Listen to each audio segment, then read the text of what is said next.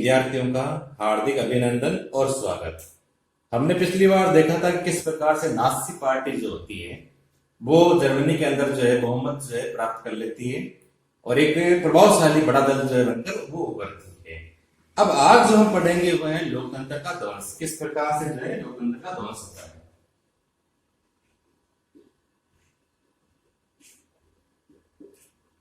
लोकतंत्र का ध्वंस। तो आज की जो हेडिंग जो है लोकतंत्र का ध्वंस, इसके बारे में हम अध्ययन करेंगे। ध्वंस का मतलब था किस प्रकार से लोकतंत्र जो होता है वो समाप्त हो जाता है, किस प्रकार से। पहले तो हिटलर जो होता है वो जनता का दिल जीतना चाहता है, पार्टी बनाता है, लेकिन फिर किस प्रकार से जो है वो लोकतंत्र का विरोधी बन जाता है, उस पूरी घटना का जो है हम आज अध्ययन करेंगे। तो अब जो घटना जो आ रही है वो घटना आ रही है 30 जनवरी 1933 की। 30 जनवरी 1933। ये जो समय जब होता है तो हिटलर जो होता है या नाजी पार्टी जो होती है वो काफी प्रभावशाली बन जाती है। तो ऐसी स्थिति में क्या होता है कि वहां के जो राष्ट्रपति जो होते हैं,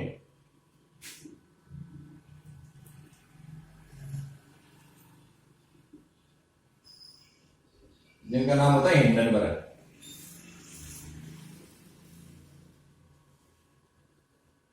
राष्ट्रपति क्या नाम है? हिंडनबर्ग।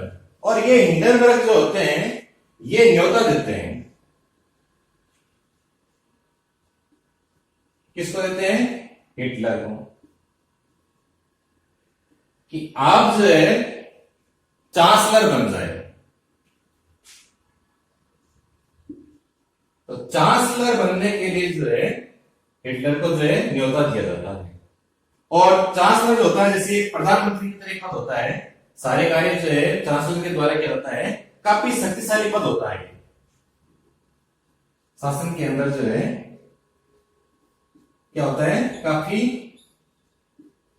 शक्तिशाली पद होता है। इस पद के लिए जो है आमंत्रित जो है न्योता जो है जर्मनी के राष्ट्रपति जो होते हैं हिंडनबर्ग के द्वारा जो है वो दिया जाता है। ये होने से जो होता है मंत्रिमंडल का शक्तिशाली पद था। अब जो है इस पद को वो ग्रहण कर लेते हैं और वो काफी जो है शक्तिशाली बन जाते हैं।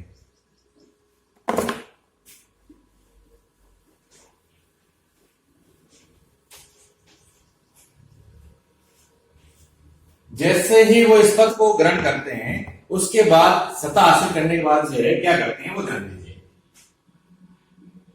सत्ता हासिल कर लेते हैं कौन?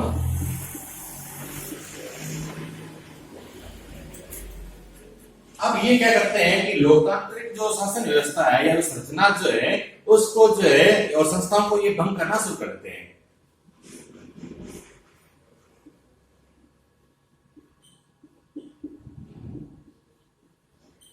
लोकतांत्रिक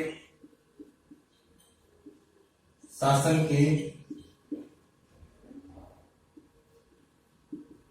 संरचना संस्थाओं को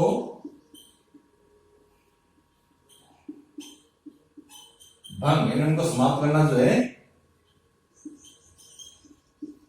शुरू कर देते हैं।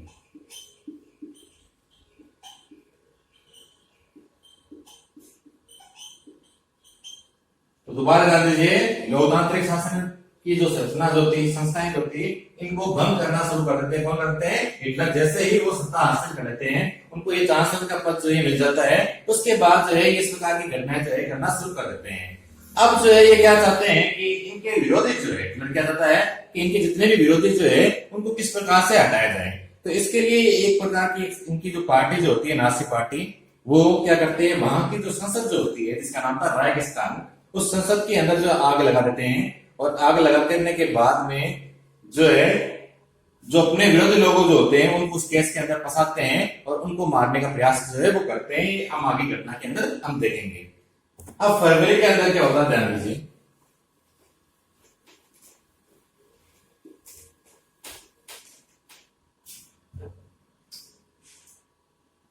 फरवरी,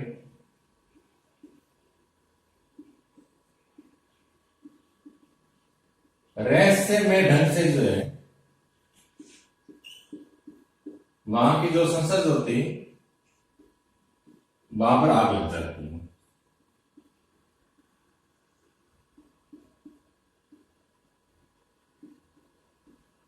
और उस घटना का फायदा कौन उठाता है? नाजी पार्टी या हिटलर के द्वारा जो है इस घटना का जो है फायदा जो है उठाया जाता है। तो हिटलर के द्वारा जो है ये जो फरवरी के अंदर रहस्यमय ढंग से जो आग लगती है उस चीज का जो है फायदा उठाया जाता है। हालांकि इस घटना के अंदर इन्हीं की पार्टी के लोगों का जो है वो हाथ होता है। तो अब ये क्या करते हैं, इनके लिए जो है अपने विरोधियों का जो है हटाने का रास्ता जो होता है वो साफ हो जाता है। तो ये क्या करते हैं 28 फरवरी के लिए, 28 फरवरी को जो है ये एक प्रकार से जो है अग्नि अध्यादेश जो है ये जारी कर देते हैं।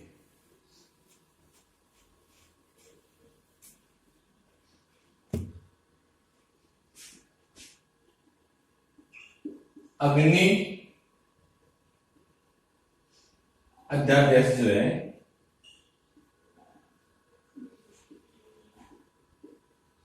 फायर डिक्री, ये इनके द्वारा जो है अध्यादेश का मतलब एक प्रकार से आदेश जारी कर देना और उन आदेश का पालन जो है लोगों को या जितनी संस्थाएं जो होती है सरकारी उनको मानना पड़ता है। अब इसके अंदर जो आदेश जो जारी किए जाते हैं 28 फरवरी 1933 के अंदर 1933 के अंदर ये जो आदेश जो जारी किए गए थे वो क्या कहते हैं कि अब जो है लोगों को जो है अभिव्यक्ति वो अपनी बात को रख नहीं सकते हैं। प्रेस की स्वतंत्रता जो थी वो समाप्त हो जाती है कि वो कोई भी प्रेस होती है जो अखबार वगैरह छापते हैं वो नास्तिक पार्टी के बारे में कुछ छाप नहीं सकती है। लोगों को सभा करने की जो आजादी जो थी वो उनसे जो है छीन ली जाती है। ये अधिकार जो है अनिश्चित काल के लिए जो है निलंबित कर दिए जाते हैं। तो पहला है अभिव्यक्ति,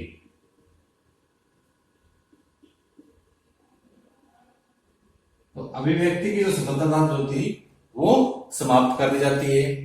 प्रेस की स्वतंत्रता जहां अखबार बदल सकते हैं,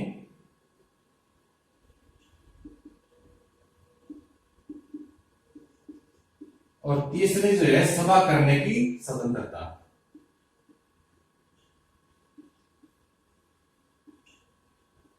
अब ये कोई भी व्यक्ति जो है अपनी बात को प्रकट नहीं कर सकता है। कोई भी अखबार वाला जो है किसी पार्टी के बारे में विरोध में नहीं छाप सकता है, लोग सभा नहीं कर सकते हैं। तो ये सब जो चीजों के लिए जो मना कर दिया गया तो ये भी एक प्रकार से उसकी तानाशाही हो गई थी कि वो अपनी मनमानी जो है वो कर रहा था। और हम क्या देखते हैं कि इससे पहले जो था वो था वाइमर का संविधान, वो इन चीजों पर बहुत अधिक मात्रा पर बल देते थे। तो वाइमर का जो संविधान जो था उसमें ये सारे अधिकार दिए गए थे कि आप जो प्रेस के अंदर किसी के बारे में छाप सकते हैं गलत कार्य कर रहा है, लोगों को अपनी बात रखने का हक था, लोग आपस में सभा कर सकते थे। ये सारी विशेषताएं किसकी थी? वाइमर संविधान की थी। लेकिन हिटलर ने क्या किया था? इन सबको जो है निलंबित कर दिया था, एक बार के लिए इनको हटा दिया गया था। इनकी ये अधिकार जो है इन लोगों के पास में जो है नहीं रहेगा। अब जो इनके जो विद्रोही जो थे, कम्युनिस्ट पार्टी के जो लोग होते वो लोग इनके विद्रोही थे, तो इनको किस प्रकार से जो है कैद किया जाए या उनको मारा जाए। तो एक जो है कंसंट्रेशन जो है एक कैंप जो है उनकी व्यवस्था की गई थी।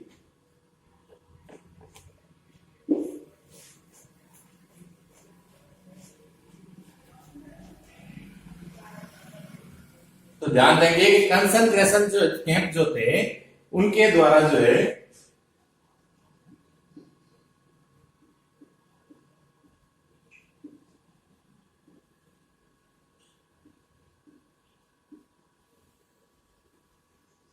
तो कंसंट्रेशन कैंप जो है उनके माध्यम से जो है जितने भी कम्युनिस्ट जो थे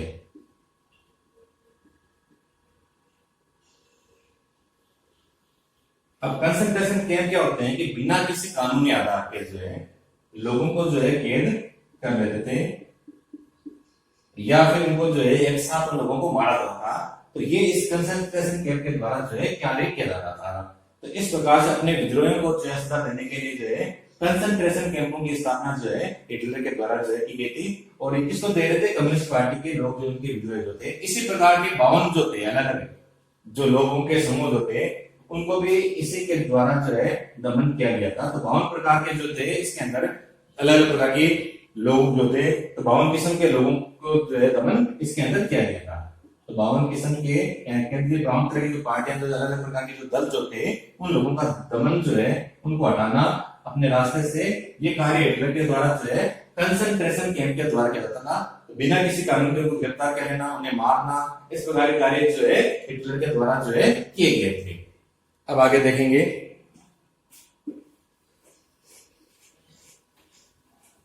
कि किस प्रकार से हिटलर जो है वो कम्युनिस्ट पार्टी के लोगों को, अन्य जो उनके विद्रोह जो थे उनको वो हटा रहा था। अब ये 3 मार्च जो है 1933 को जो है विशेषाधिकार जो है अधिनियम पारित कर देते हैं। 3 मार्च 1933 इस समय ये जो है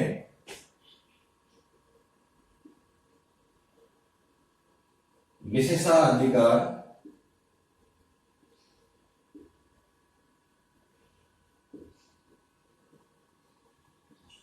अधिनियम जो है ये पारित कर दिया जाता है।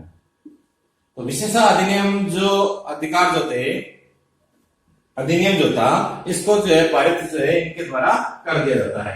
अब इसके द्वारा क्या होता कि अब जो है तानाशाही की स्थापना हो जाएगी, वो अपनी मनमानी करेगा, और संसद जो है इससे क्या हो गई थी, हाशिए पर चली गई थी।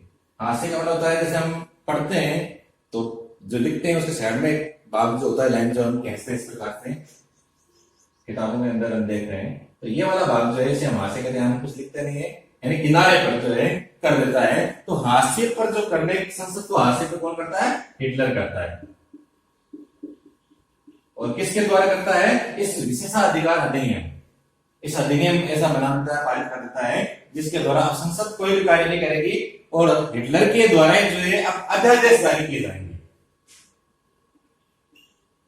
अध्यादेश का मतलब किसी प्रकार के जो आदेश वगैरह जो होते हैं, जब मान लीजिए संसद वगैरह नहीं चल रही होती है वर्तमान में, तब जो है इस प्रकार के अध्यादेश जो है राष्ट्रपति जारी करता है। लेकिन ये हिटलर जो है संसद को हाशिए पर कर देता है और अपनी तरफ से जो अध्यादेश जो है ये जारी कर देता है। और इन जारी करने का कारण क्या था कि जितने भी जो दूसरी पार्टी के लोग जो थे उनको किस प्रकार से जो है उन पर पाबंदी लगाया जाए, उनको जो अपने रास्ते से जो है वो हटाया जाए। अब ध्यान दीजिए, जो नाजी पार्टी थी जिसके हाथ जो हिटलर थे या उनके जो सहयोगी संगठन जो भी थे या पार्टियां जो भी थी, इनके अलावा जो भी लोग जो थे, पार्टियां जो थी, उन पे ऊपर जो है प्रतिबंध लगाने का कार्य जो है इनके द्वारा हिटलर के द्वारा जो है किया जाने लगा था। तो और कोई भी तरह की जो पार्टियां हैं, संगठन है, ट्रेड यूनियन है या पार्टियां जो भी है, उन पर तो पार्टियों और ट्रेड यूनियनों इन पर जो है पाबंदी लगा दी गई थी कि ये कोई भी तरह का जो है, क्योंकि ये इतना कार्य कर रहा था, पता था कि ये भी हिटलर के विरुद्ध में कुछ ना कुछ कार्य करेंगे, तो पार्टियों के ऊपर जो भी संगठन वगैरह यूनियन बनी हुई थी, ट्रेड यूनियन, उन पर जो है इनके द्वारा जो है पाबंदी लगा दी गई थी। अब जो है अर्थव्यवस्था है, मीडिया है, सेना है, न्यायपालिका जो है, इनके ऊपर जो है राज्य का नियंत्रण जो स्थापित हो जाता है। दोबारा ध्यान दीजिए, कौन कौन सी है, अर्थव्यवस्था, मीडिया, सेना और न्यायपालिका।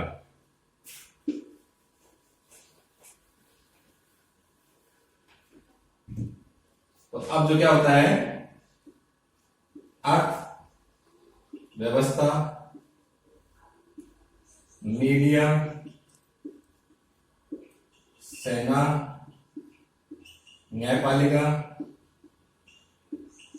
इनके ऊपर किसका अधिकार होता है, राज्य का अधिकार। राज्य का मतलब यहाँ किससे है, हिटलर का अधिकार जो है इन पर हो जाता है कि सारे जो भी देश की अर्थव्यवस्था जो चलेगी, जो भी न्याय की व्यवस्था जो होगी, जो भी मीडिया अखबार वाले हैं या चैनल वाले हैं, जो भी उस समय जो होते थे, जो सूचनाओं को प्रकाशित करते थे, उन सब के ऊपर नियंत्रण किसका हो गया था? हिटलर का हो गया था। यानी कि राज्य के यहाँ मतलब क्या है, हिटलर से है कि हिटलर का जो है इन सब के ऊपर जो है किसी न किसी रूप में जो है इनका नियंत्रण जो है स्थापित हो जाता है।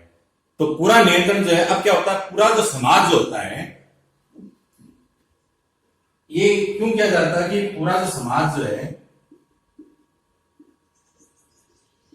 वो नाजी जो होते हैं,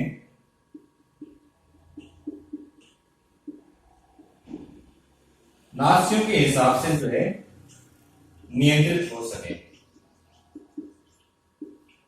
तो कहने वाला है पूरे क्षेत्र के ऊपर जो है हिटलर जैसे चाहता है वैसे के वैसे सारे लोग कार्य करें, इसलिए ऐसा किया जा रहा है। अब जाहिर सी बात है कि ऐसा अगर करेंगे तो जनता जो नाराज होगी, किसी न किसी तरह के विद्रोह की जो आशंका रहेगी। तो इसके लिए वो क्या करता है कि जगह जगह जो है अपनी पुलिस की व्यवस्था कर देता है, ताकि कोई भी व्यक्ति जो है उसके विरोध में जो है किसी भी तरह का जो है संगठन बनाना, कोई तरह की योजना बनाना, ये वो ना कर सके। तो इस संगठन के अंदर जो है तो विशेष निगरानी के जो है सुरक्षा दस्ते जो होते हैं वो गठित किए जाते हैं। पूरे समाज के अंदर जो है निगरानी रखी जाती है। तो हम देखते हैं क्योंकि जो ड्रेस होती है वो हरी थी, तो हरी वर्दी वाले पुलिस तो थे।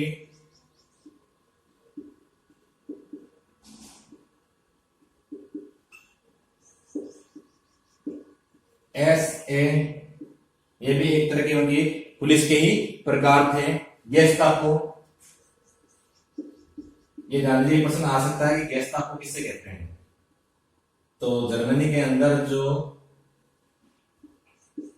गुप्तचर पुलिस जो थी उनको हम क्या कहते हैं? गेस्टापो कहते हैं। दोबारा ध्यान सुन लीजिए, प्रश्न हमारे आ सकता है कि गेस्टापो किसे कहते हैं। तो जर्मनी के अंदर जो गुप्तचर पुलिस जो थी उनको हम क्या कहते हैं? गेस्टापो कहते हैं। इनके अलावा जो है राज्य पुलिस थी, अपराध नियंत्रण पुलिस थी, सुरक्षा सेवा थी। तो ये इस सभी तरह की जो पुलिस जो थी इनका कार्य क्या था कि वहां जो भी लोग कोई भी तरह का जो विरोध करते हैं उनको कैद करना, और उसके बाद में जो है ये गेस्टापो जो होते हैं इनके जो यंत्रणा के अंदर जो बने हुए थे जहां पर जो है लोगों को कैद किया जाता था, तो ये लोग जो है बिना किसी कानून के लोगों को जो है शक के आधार पर गिरफ्तार कर सकते थे, उन्हें कैद करके सजा दे सकते थे। तो इस प्रकार से इनके ऊपर कोई तरह की रोक टोक नहीं थी, इनके ऊपर रोक टोक नहीं थी जो पुलिस वगैरह जो थी। तो ये अपनी मनमानी जो है ये कर रहे थे, और एक प्रकार से जो है वहां पर एक बहुत ही जो है निर्दयी शासन व्यवस्था जो है वहां पर स्थापित हो चुकी थी। तो इस प्रकार की व्यवस्था जो होती है जिसे हम मनमानी कहते हैं, तो होती है तानाशाही, यानी कि एक व्यक्ति जो होता है अपनी मनमानी करता है। इस प्रकार की व्यवस्था जो है जर्मनी के अंदर हो गई थी, और ये पुलिस जो थी इनके ऊपर कोई तरह का नियंत्रण नहीं था। तो इसकी वजह से जो ये जो है अपनी मनमानी कर रहे थे। अब इसके अंदर क्या देखा अभी आज जो पढ़ा था कि किस तरह से हिटलर जो था शुरुआत के अंदर जो है नाजी पार्टी के रूप में उभरा था, लोगों को मन जीता था, लेकिन जैसे ही वो सत्ता के अंदर आता है, जैसे ही वो चांसलर बन जाता है, तो वो लोकतंत्र को समाप्त कर देता है, और लोकतंत्र को समाप्त करने के बाद में वो अपनी मनमानी करता है। अपने जितने भी विरोधी लोग जो होते हैं उनको वो मरवाता है, या फिर जनता को जो अपने हिसाब से चलने के लिए जो है वो तैयार करता है। तो इस अध्याय को आप ढंग से पढ़ना। धन्यवाद।